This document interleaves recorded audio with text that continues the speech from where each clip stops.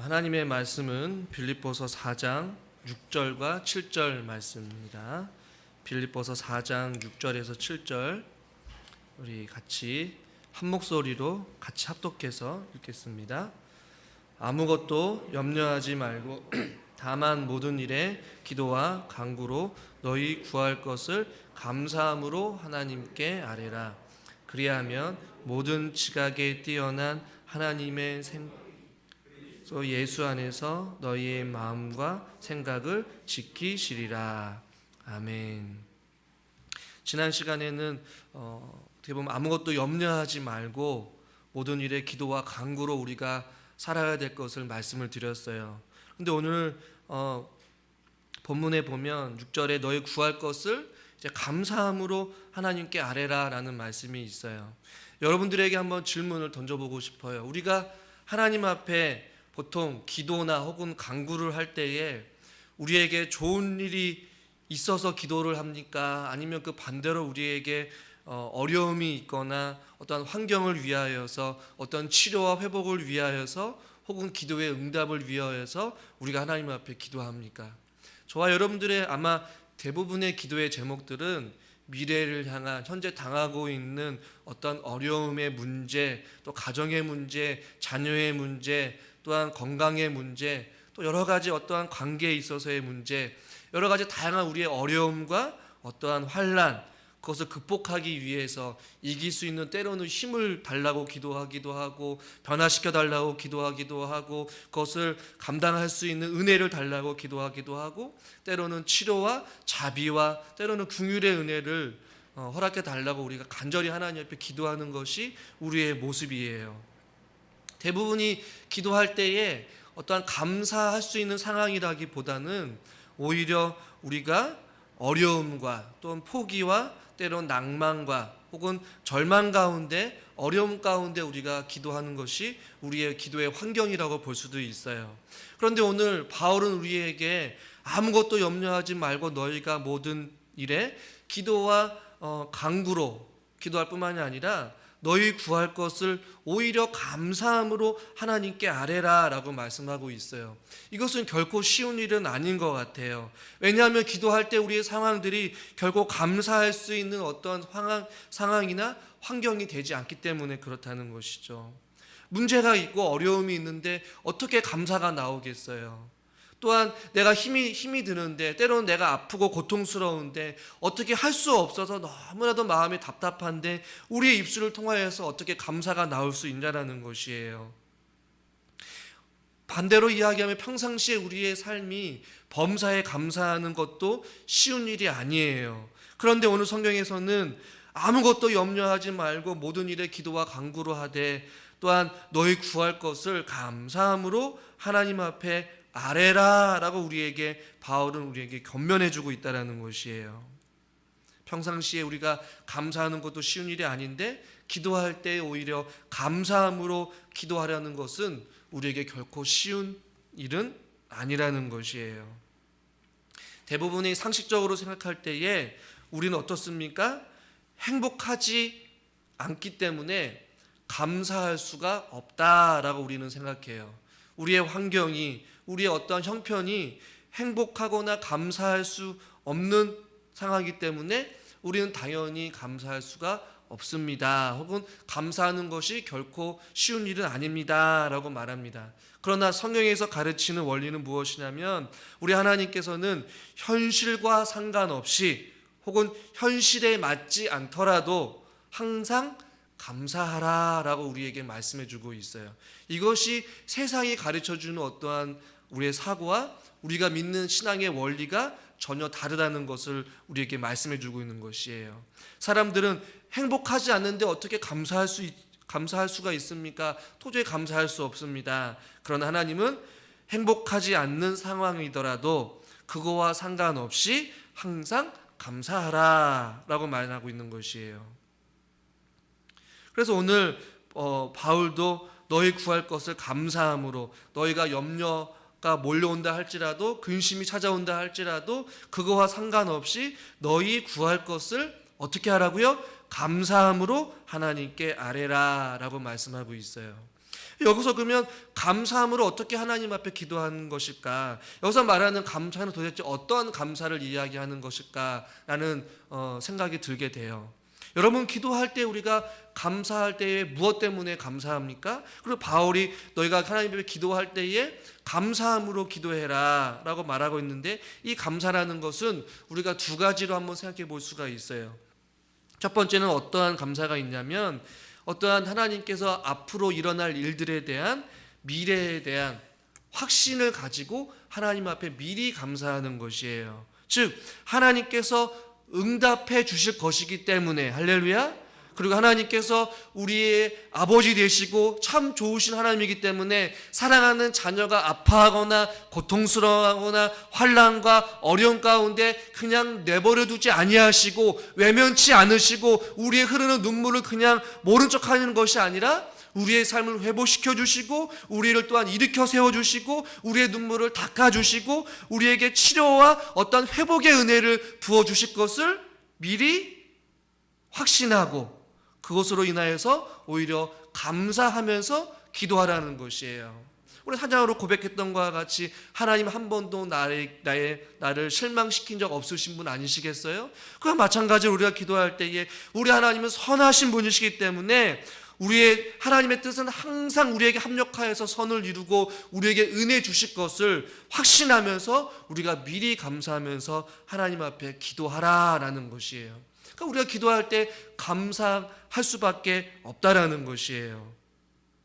또한 두 번째 의미는 어떠한 감사의 의미가 있냐면, 그동안 지금까지 우리의 삶을 통하여서 은혜 주시고 또한 치료해 주시고 또한 베풀어 주시고 또한 사랑과 은혜를 허락해 주신 그 하나님의 은혜를 기억하면서 감사하면서 기도하라는 것이에요. 이 감사는 어떤 과거에 있었던 일들과 지금도 우리에게 부어주시는 은혜, 또 앞으로도 우리에게 허락하실 그 은혜를 미리 확신하고 기대하고 소망하면서 이루어질 것에 대한 오히려 감사와 찬양을 드리면서 하나님 앞에 기도하라라고 우리에게 말씀해주고 있다라는 것이에요.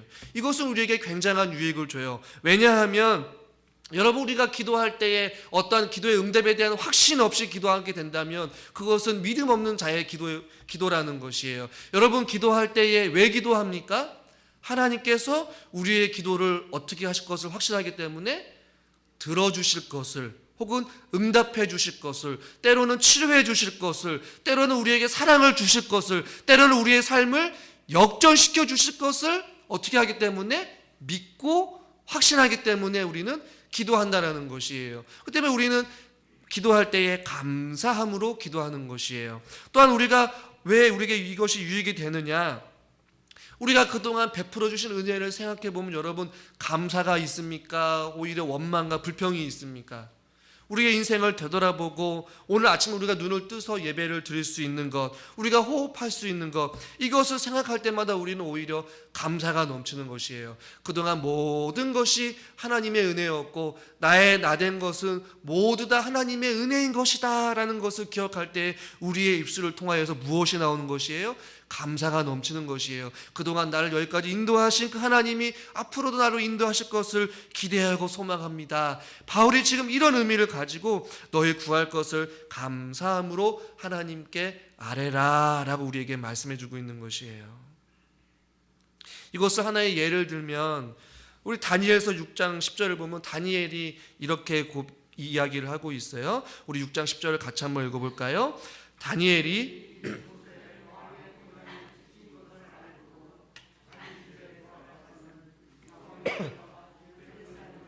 창문을 열고 전에 하던 대로 하루 3번씩 무릎을 꿇고 기도하며 그의 하나님께 감사하였더라. 여러분, 다니엘이 어려운 상황에 처해 있어요. 왕이 도장이 찍혀서 아무도 이 기간 동안에는 예배를 드리거나 기도를 하거나 제사를 드리지 말라는 어떤 왕의 명령이 있었어요. 그러나 이런 환난과 어려움, 어떠한 난처함, 어떠한 어려움에 처해 있던 이 다니엘은 낭망하지 아니하고 불평하지 아니하고 오히려 예루살렘을 향한 창문을 열고 전에 하던 대로 하루에 3번씩 무릎 꿇고 기도하며 그의 하나님께 어떻게 하였더라? 한번 따라해 볼까요? 감사하였더라. 할렐루야. 이것이 지금 바울이 우리에게 요구하고 있는 삶이에요. 우리의 삶이 이러지도 저러지도 못하는 어려운 상황 가운데 있고 기도할 수 없는 힘조차 우리가 어렵고 지쳐있는 상황 가운데 있다 할지라도 우리가 전에 하던 대로 우리에게 주어진 그 은혜를 기대하며 소망하며 또 우리의 기도에 응답해 주시고 또한 회복시켜 주실 그 하나님의 은혜를 기대하면서 우리가 어떻게 하라는 것이에요? 오히려 감사하면서 하나님 앞에 아뢰는 것. 이것이 바로 빌립보 성도가 바울이 원하는 빌립보 성도들에게 원하는 삶이라는 것이에요. 빌립보 성도들은 어땠어요? 교회가 내적으로 외적으로 어려움이 있었어요. 외적으로는 수많은 기독교인들을 향한 탄압과 핍박과 어려움이 있었어요. 내적으로는 교회 안에 조금 같은 마음이 아닌 다른 마음을 품고 서로 나눔이 있었고 분쟁이 있었고 잘못된 가르침이 있었고 또한 할례단과 마음의 어떤 율법을 가르치는 어떠한 어려움들이 분파가 계속해서 교회에 있었어요. 그런 가운데 그들의 신앙생활이 여러분 기뻤겠습니까? 기쁨이 없었을 거예요. 어려움이 있었어요. 어떠한 확신이 사라졌고 의심이 있고 불평이 있고 환경이 어려운 가운데 신앙생활하는 것이 어려움으로 찾아왔을 거예요. 부담감으로 찾아왔을 거예요. 이것은 우리 교회와 별다를 차이가 없는 것 같아요. 코로나19로 인하여서 많은 예배를 드리면 어려움이 있어요. 또 우리 안에 또 불편함이 있어요. 예배를 드리는 것, 신앙생활하는 것, 기쁨이 사라지고 어떠한 낭만과 어려움 속에 신앙생활을 어떠한 마음을 잊어버린 채 냉랭한 마음으로 살아가는 어떤 우리의 신앙의 모습들과 빌립보 성도들의 모습들이 동일하다는 것이에요. 그렇지만 바울과 마찬가지로 저도 여러분들에게 이렇게 권면하고 싶어요. 아무것도 염려하지 말고 다만 모든 일에 기도와 간구로 우리가 구할 것을 감사함으로 하나님께 같이 아뢰면서 기도의 끈을 놓지 않고 우리가 하나님 앞에 나아갈 수 있기를 저는 주님의 이름으로 간절히 축원합니다. 시편 50편 23절에 보니까 이렇게 말씀하고 있어요. 같이 한번 읽어봅시다. 감사로 제사를 드리는 자가 그의 행위를 옳게 하는 자에게 내가 하나님의 구원을 보이리라. 아멘. 무엇으로 제사를 드린 자요? 감사로 제사를 드린 자가 나를 영화롭게 하나니 그의 행위를 옳게 하는 자에게 내가 하나님의 무엇을 보이리라? 구원을 보이리라. 기도의 응답과 우리가 부르짖을 때에 놀라운 하나님의 능력을 우리에게 보여주시겠다라고 우리에게 말씀해주고 있는 것이에요. 하나님은 그분을 신뢰하고 감사하는 삶을 살아가는 자들에게 놀라우신 구원의 능력을 보여주실 줄 믿습니다. 그 때문에 우리가 기도함으로 나아갈 때에 때로는 우리가 기도함으로 나아갈 때에 하나님 앞에 원망함으로 때로는 근심함으로 염려함으로 확신 없이 나아가는 것이 아니라 우리의 삶을 통하여서 우리 삶을 이끄시고 인도하신 하나님 앞에 확신을 가지고 감사로 주님 앞에 나아갈 수 있는 믿음의 삶이 될 수 있기를 주님의 이름으로 간절히 축원합니다. 왜냐하면 우리 하나님은 요한계시록 1장 8절에 보니까 이렇게 말씀하고 있어요. 나는 알파라 또 오메가라. 이제도 있고 전에도 있었고 장차 올 자요 전능한 자라 라고 말씀하고 있어요. 이제도 이전에도 하나님께서 우리와 함께 하셨고 지금도 우리와 함께 하시고 앞으로도 우리와 함께 하심으로 말미암아 우리에게 전능자의 하나님으로서 찾아오신 알파요 오메가 되신 하나님이시라는 것이에요. 과거에만 우리의 교회를 사랑하시고 과거에만 우리에게 은혜를 베풀어 주신 것이 아니라 지금도 여호와에게 감사함으로 나아가는 자, 영과 진리로 하나님을 예배하는 자, 주님을 의지하는 자, 주님 앞에 부르짖는 자들의 기도를 들으시고 응답하시는 전능하신 하나님이시라고 말씀하고 있어요. 앞으로도 그 하나님은 여전히 우리와 함께 하신 하나님이신 줄 믿으시길 바랍니다. 성경에 보면 구약에서 왜 아브라함의 하나님, 이삭의 하나님, 야곱의 하나님이라고 말씀하시겠어요? 그 하나님은 전에도 계셨고 지금도 계시고 앞으로도 계실 그 하나님이시기 때문에 그래요. 지금도 저와 여러분의 삶을 통하여서 은혜 주시길 원하시는 그 하나님 앞에 저와 여러분들이 감사함으로 하나님 앞에 우리가 구할 것을 아뢰 수 있는 저와 여러분이 되시기를 주님의 이름으로 간절히 축원합니다.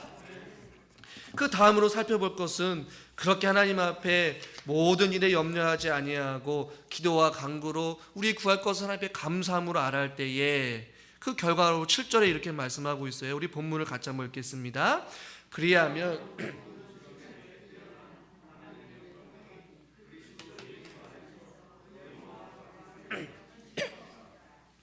결과적으로 그렇게 살아가게 된다면 모든 지각에 뛰어난 하나님이라고 말씀하고 있어요. 하나님을 소개할 때에 모든 지각에 뛰어나신 하나님, 이것을 현대인의 성경을 보면 도저히 우리가 상상할 수도 없는 하나님, 사람이 헤아림을 뛰어넘는 상상할 수도 없는 하나님이라고 번역을 했어요. 우리의 하나님은요, 도저히 우리가 상상할 수도 없는, 우리의 머리로는, 우리의 경험으로는, 우리의 이성으로는 도저히 그 생각을 헤아릴 수도 없는, 우리의 생각을 뛰어넘으신 그 하나님이신 줄 여러분 믿으시길 바랍니다. 이사야 55장 8절과 9절에도 보면 이는 내 생각이 너희 생각과 다르며 내 길은 너희의 길과 다름이라. 또한 내 길은 너희의 길보다 높으며 내 생각은 너희의 생각보다 높음이라 라고 이사야 선지자가 찬양을 하고 있어요. 하나님은 우리의 도저히 생각할 수도 없는, 상상할 수도 없는 뛰어나신, 모든 지각에 뛰어나신 하나님 아버지신 여러분 믿으시길 바랍니다. 그런데 그 모든 지각에 뛰어나신 하나님의 무엇이 평강이라고 말씀하고 있어요. 이 하나님의 모든 지각에 뛰어나신 하나님의 평강이라고 우리에게 말씀해 주고 있어요. 이 평강은 일반적으로 생각하는, 세상 사람들이 생각하는 평강과는 전혀 다른 것이에요. 예전에 우리가 말씀을 통하여서 우리가 이 하나님의 평강이 어떤 은혜인지 우리가 잘 말씀을 드렸지만 세상에 주는 평강과 비교할 수도 없는 은혜인 것이에요. 세상에 주는 것은, 혹은 세상에 주는 행복은 일시적이고 한계적이고 영원하지 않아요. 만족함이 없어요. 아무리 채워도 채워지지 않은 것이 세상에 주는 기쁨 혹은 행복이에요. 그러나 하나님께서 주시는 평안함은, 혹은 하나님께서 주신 이 평강은 모든 지각에 뛰어나신 하나님께서 부어주신 거기 때문에 세상에 주시는 평안과는 전혀 차원이 다르다라는 것이에요. 어떤 이야기가 있는데 하루를 행복하게 살려면 이발을 하고 한 주를 행복하게 살려면 새 옷을 입어라. 그리고 한 달을 행복하게 살려면 새 차를 타라. 그리고 1년을 행복하게 살려면 새 장가를 들어라. 우스갯소 이런 이야기가 있어요. 그러니까 하루를 행복하게 살려고 하기 위해서 이발을 하면 하루 정도는 행복해요. 그리고 혹은 한 주를 행복하게 살려면 새 옷을 입는 것이 행복하대요. 그리고 한 달을 또 행복하게 살려면 새로운 차를 또 구입해서 타고, 또 혹은 1년을 행복하기 위해서는 새 장가를 들어라. 뭐 이런 이야기가 있어요. 즉 이 이야기가 주는 교훈이 뭐예요? 세상이 주는 어떤 행복, 기쁨, 즐거움은 얼마 가지 못한다라는 것이에요. 잠시 잠깐뿐이에요. 또다시 우리 마음 가운데 공허함이 찾아오고 불안함이 찾아오고 염려가 찾아오고 근심이 몰려온다는 것이에요. 그러나 오늘 모든 지각에 뛰어난 하나님의 평강이 우리에게 부어준다라고 말씀하고 있는데, 이 평강은 조금 다른 평강이에요. 시편 29편 11절에 보니까 여호와께서 자기 백성에게 힘을 주시며 여호와께서 자기 백성에게 평강의 복을 주시로다. 이 평강의 주군요, 평강의 복은 자기 백성에게 무엇을 주신다고요? 힘을 주신다라고 말씀하고 있어요. 그리고 데살로니가 후서 3장 16절 말씀을 우리는 같이 한번 읽어보겠습니다. 평강의 주께서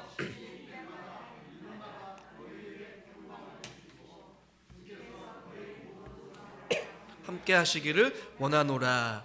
아멘. 이 평강이 자기 백성에게 힘을 주실 뿐만 아니라 친히 때마다 일마다 우리에게 평강을 주시고, 이 모든 평강이 주께서 모든 사람들과 함께 하시길 원한다라는 이런 말씀이 있어요.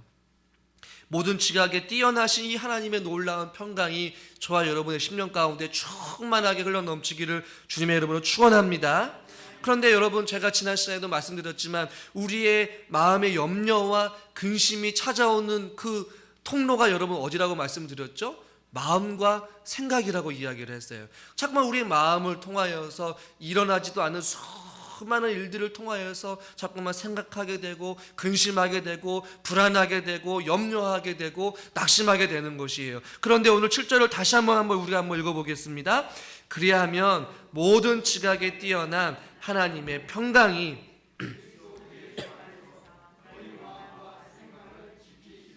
무엇을 지키시리라?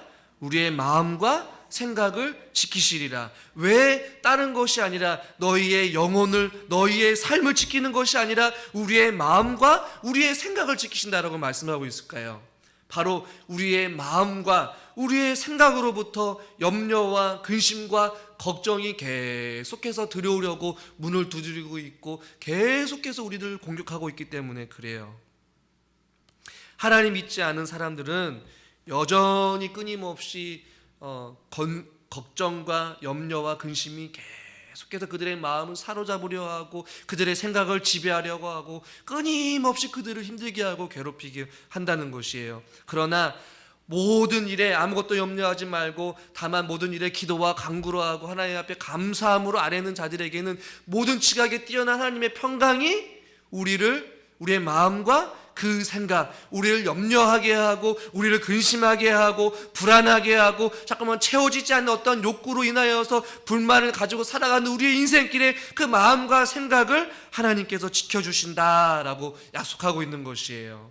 그런데 오늘 우리의 마음과 생각을 지키신다라고 할 때 이 지킨다라는 단어가요, 그냥 단순히 지킨다라는 단어가 아니라 군사적인 용어로 사용되어졌어요.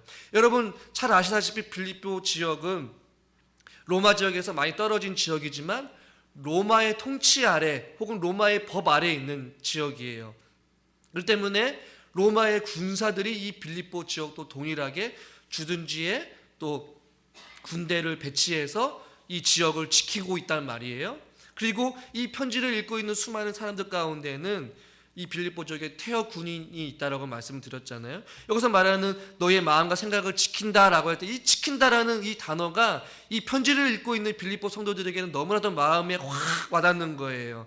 빌립보시를 겹겹이 둘러싸여서 적이 쳐들어오지 못하도록 지키는 모습을 아마 떠올렸을 거예요. 그리고 이 편지를 읽었던 이 은퇴했던 군인들도 자기도 스스로 전쟁을 하면서 이 빌립보 지역을 지켰던 어떤 그 당시의 상황을 아마 연상시켰을 거예요. 즉 하나님의 평강이 걱정이라는 적이, 염려라는 적이, 근심이라는 적이 자꾸만 우리의 마음 가운데 얼씬 기웃기웃거리고 자꾸만 우리를 넘어뜨려 할 때에 그것을 접근하지 못하도록 우리의 마음과 생각을 겹겹이 둘러싸고 지켜주시는 하나님의 평강의 은혜가 있을 것이다 라고 지금 바울이 말씀하고 있는 것이에요. 마치 믿는 자의 마음을 지키는 파수꾼처럼 모든 근심과 실망으로부터 성도들을 지키시고 보호하여 주실 것이다 라고 지금 바울이 약속하고 있는 것이에요. 할렐루야. 하나님의 마음이, 예수님의 마음이, 성령님의 마음이, 하나님의 모든 지각에 뛰어난 평강의 하나님이 우리를 사로잡을 때에 이 하나님의 놀라운 평강의 은혜를 저와 여러분들이 경험하게 될 줄 믿습니다. 지금 모든 지각에 뛰어나신 하나님께서 우리 성도님 여러분 각 사람들 한 사람 한 사람의 마음을 지배하려는, 넘어뜨리려 하는, 또한 염려와 그 불안함의 마음을 다 몰아내시고 대신 하나님의 평강으로 충만하게 채워주신다라는 의미를 가지고 있는 것이에요. 그런데 이 평강을 아무나 누리는 것이 아니에요. 원한다라고 해서 누리는 것도 아니에요. 이 모든 지각에 뛰어난 평강으로 인하여서 우리가 염려하거나 근심하지 아니하고 우리가 은혜를 누리며 살아갈 수 있는 비결은 무엇이냐? 다시 한 번 더 우리 7절 말씀을 한번 읽어보도록 하겠습니다. 그리하면